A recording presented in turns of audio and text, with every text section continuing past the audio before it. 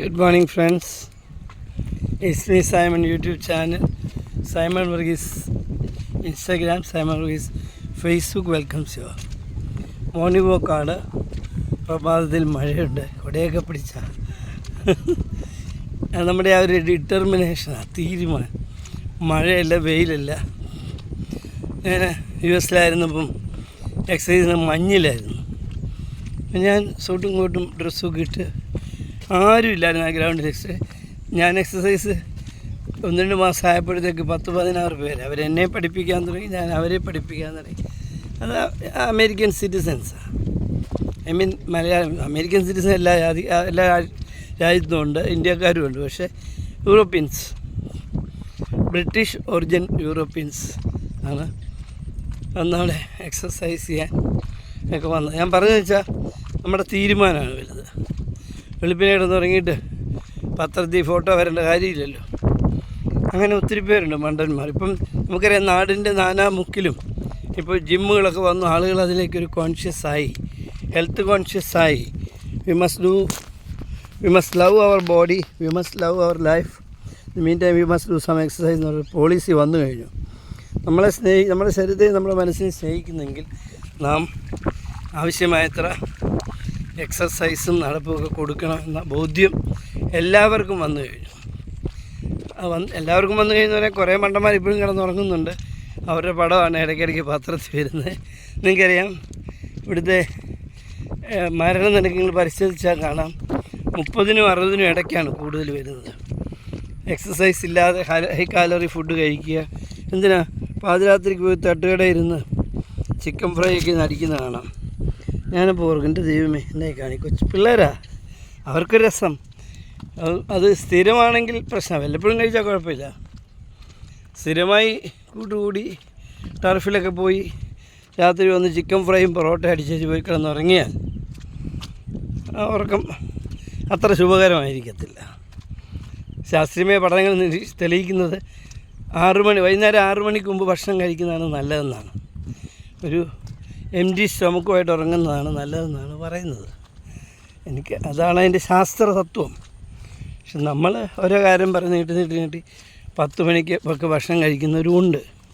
പിന്നെ യുവാക്കളാണ് ടർഫിലൊക്കെ പോയി കളിയെല്ലാം കഴിഞ്ഞ് കൂട്ടുകാർ കൂടി ചിക്കൻ ഫ്രൈയും അൽഫാമും ഒക്കെ കഴിച്ച് പോയി കിടന്നുറങ്ങി. എത്ര പേരെ എനിക്കറിയാം അങ്ങനെ പോയി കിടന്ന് ഉണരാൻ കഴിയാതെ പോയ നിർഭാഗ്യവാന്മാരെ അറിഞ്ഞുകൊണ്ട് തന്നെ സംസാരിക്കും. ഭയപ്പെടുത്താൻ പറയല്ല. നമ്മുടെ ശരീരത്തെ സ്നേഹിക്കണം, നമ്മുടെ കുടുംബത്തെ സ്നേഹിക്കണം, മാതാപിതാക്കളെ സ്നേഹിക്കണം, അയൽവക്കത്തെ നമ്മുടെ രാജ്യത്തെ സ്നേഹിക്കണം. അതോടൊപ്പം അല്പം എക്സസൈസും അല്പം ഭക്ഷണ നിയന്ത്രണവും. ഒരു 6 മണി ആ സ്റ്റാൻഡേർഡ് ടൈം, 6:30 വരെയൊക്കെ പോട്ടെ. അതിന് മുമ്പ് ഭക്ഷണം കഴിക്കുക.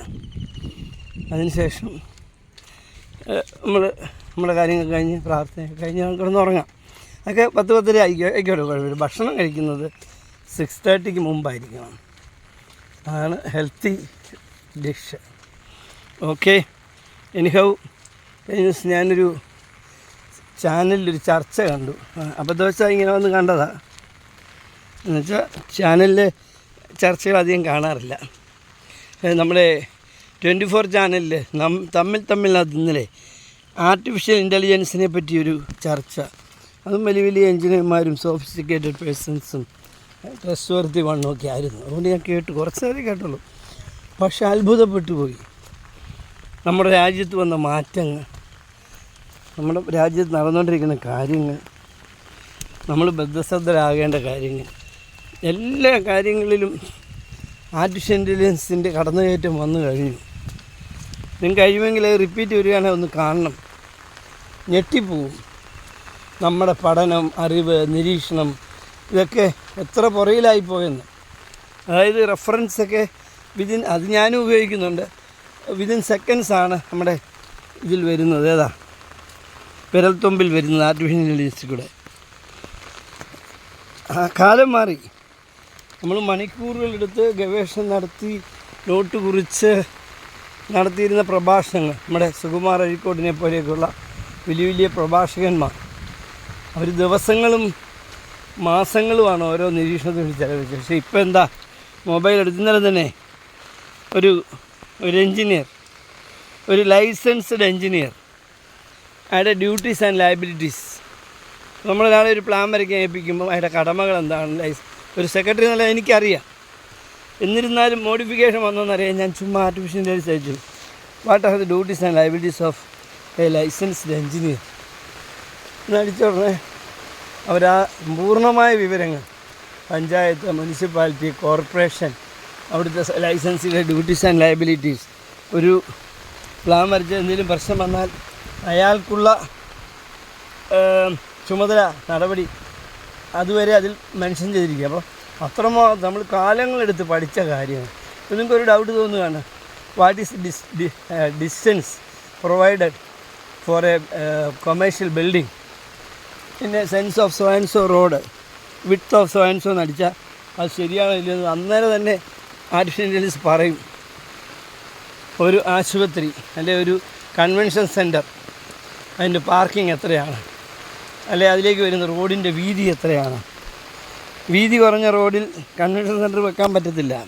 അപ്പോൾ അതൊക്കെ ആർട്ടിഫിഷ്യൽ ഇൻ്റലിജൻസ് പറഞ്ഞത് ഒരേ സമയം ജനങ്ങൾക്ക് ഉപകാരപ്പെടുന്ന കാര്യങ്ങളുണ്ട്. പക്ഷേ അപ്പോൾ അതിലവർ പറയുന്നത് അഡിക്ഷനാകാതെ സൂക്ഷിക്കണമെന്നാണ്. ആർട്ടിഫിഷ്യൽ ഇൻ്റലിജൻസിന് അഡിക്ഷനായി പോകരുത് എന്നാണ് പറയുന്നത്. ഏതാ അപ്പോൾ എന്തായാലും എനിക്കത് വളരെ ഇഷ്ടപ്പെട്ടു. ഞാനത് ശുപാർശ ചെയ്യുന്നു. പറ്റുമെങ്കിൽ 24-ൻ്റെ പ്രോഗ്രാം വീണ്ടും വരുമെന്ന് എനിക്ക് കാരണം അത്രയും എമിനൻ്റ് പേഴ്സൺസാണ് ആ വിഷയങ്ങൾ പറഞ്ഞിരിക്കുന്നത്. ആരെങ്കിലും എന്നെ പോലെ ആരെങ്കിലും ബ്ലഫ് ചെയ്തിരിക്കുകയല്ല. ഓരോരുത്തരും സബ്ജക്റ്റ് മാറ്ററിൽ എക്സ്പേർട്സാണ് അവർ ഈ രംഗത്ത്. അപ്പോൾ നമുക്ക് അവരെ അത് വിശ്വസിക്കാവുന്നതാണ്. ഒന്ന് കേട്ട് നോക്കണം കേട്ടോ. അതായത് ലൈഫ് ഒത്തിരി സ്പീഡിയായിപ്പോയി, പഴയ കാലമല്ല. പഠനങ്ങളും നിരീക്ഷണങ്ങളും ഉയർത്തെഴുന്നേൽപ്പും ഒക്കെ ആവശ്യമുള്ളൊരു കാലഘട്ടത്തിലാണ് നാം ജീവിക്കുന്നത്. അതുകൊണ്ട് തന്നെ ആർക്കെങ്കിലും നമ്മളെ അങ്ങ് പറ്റിച്ച് കളയാൻ നടക്കുന്ന കാര്യമല്ല. ആർക്കെങ്കിലും നമ്മളെ വഞ്ചിച്ച് കളയാൻ നടക്കുന്ന കഴിഞ്ഞ ഒരു 3 മാസമായി, ഒരു 3 മാസം കുറച്ച് ദിവസം ഒരു ഫയലിൻ്റെ പുറകെ നടക്കുക. ഫയൽ നമ്പറൊക്കെ പറഞ്ഞാൽ അത് വേണ്ട, അത് ഏകദേശം തീരെ തണഞ്ഞതാണ്. വീണ്ടും അത് പക്ഷേ അൾട്ടിമേറ്റ് അതോറിറ്റി അംഗീകരിക്കാതെ ചെറിയൊരു ഡൗട്ട് ഇട്ടു. അത് വീണ്ടും വന്നിങ്ങനെ തീരാറായി നിൽക്കുകയാണ്. അപ്പോൾ ഞാൻ എൻ്റെ പല കാര്യങ്ങളും മാറ്റിവെച്ച് വളരെ തൃഷ്ണയോടുകൂടി ചെയ്ത ഒരു ഫയലാണ്. ഏകദേശം കമ്മിങ് ടു ആൻ എൻഡ് എന്ന് വിചാരിക്കുന്നു. അതെനിക്ക് ഒത്തിരി ചാരിതാർത്ഥ്യം തരുന്ന കാര്യമാണ്.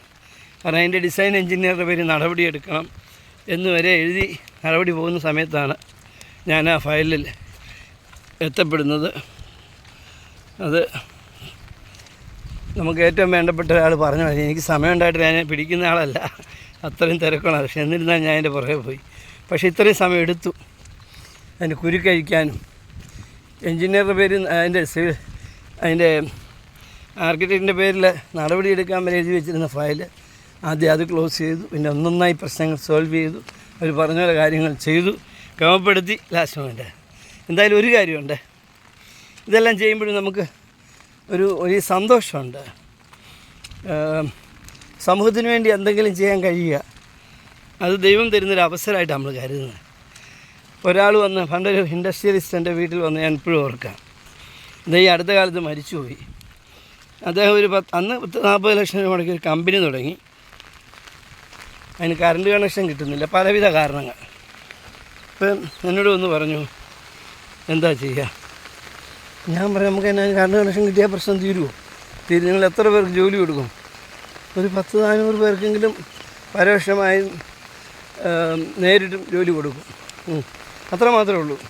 ഞാൻ ഇന്ന് ഓർക്കുകയാണ്, ഞാൻ അന്നത്തെ പഞ്ചായത്ത് പ്രസിഡൻ്റാണ്, നമ്മുടെ അമ്മിണി തോമസ്, മഞ്ഞാണിയുടെ അപ്പച്ചിയാണ്. ഞാൻ അമ്മിണി തോമസ് സാറിനോട് കാര്യം പറഞ്ഞു. അതിനാ സാർ നമുക്ക് തിരുവനന്തപുരം പോയാൽ ശരിയാണ്. ഞാൻ പിന്നെ ഇയാളുടെ അപേക്ഷയും മേടിച്ച് ഞങ്ങൾ രണ്ടും കൂടെ. ഞാനത് പറയും, കാറ് പിടിച്ച് പോവാം. വേണ്ട ട്രെയിനിന് പോയാൽ മതി. ഞങ്ങൾ ട്രെയിനിൽ പോയി. അവിടെ ചെന്നു മുഖ്യമന്ത്രിയുടെ വീട്ടിലാദ്യം പോയി. മഞ്ഞാണിയുടെ അപ്പച്ചിയാണ്. വീട്ടിൽ പോയി പറഞ്ഞു, അന്ന് ഔക്കാതെ നമ്മുടെ നിലമ്പൂരെ MLA അന്ന് മന്ത്രി, എൻ്റെ പേര് ഞാൻ ശരിക്കും മറന്നുപോയി, പുള്ളി മരിച്ചു. പുള്ളിയെ ചെന്ന് കാണാൻ പറഞ്ഞു. ഞങ്ങളിരുന്ന് കണ്ടിത് കൊടുത്തു. കൊച്ചമ്മ ഇങ്ങനെ ഓരോ കാര്യമായിട്ട് വരും, നടക്കുകയാണെന്നൊക്കെ പറഞ്ഞു. ഞങ്ങളെ പറഞ്ഞു വിട്ടു, ചായ തന്നാ വിട്ട്.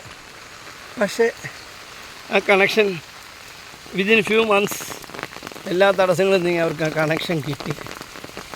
അപ്പോൾ പോകാൻ നേരം അതേ എനിക്ക് 1000 രൂപ തന്നായിരുന്നു വണ്ടിക്കൂലിക്ക്. അന്ന് 1000 രൂപ വലിയ തുകയാണ്, എൻ്റെ ശമ്പളത്തിൻ്റെയൊക്കെ അടുത്ത് വരുന്നതാണ്. ഞാനത് ബാക്കി കാശ് കൊടുക്കാൻ പോയ കാര്യം ഓർക്കുക, കണക്കൊക്കെ വെച്ച് ബാക്കി പൈസ. എന്താ സൈമൺ, ഞാൻ എത്ര തന്നാലും തീരാത്ത നന്ദി എനിക്കുള്ളത്.